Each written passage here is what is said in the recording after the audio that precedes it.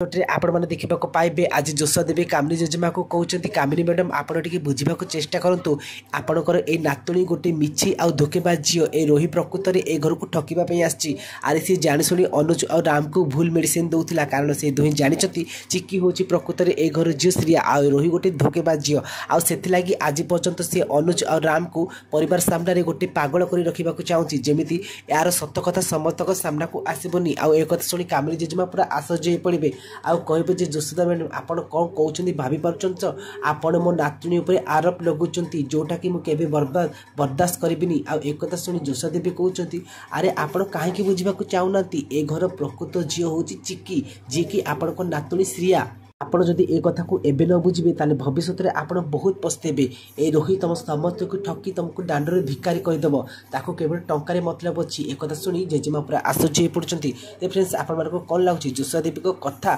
कौन आज जेजेमा मानबे जदि हाँ ताले येस बोली कमेंट करेंगे।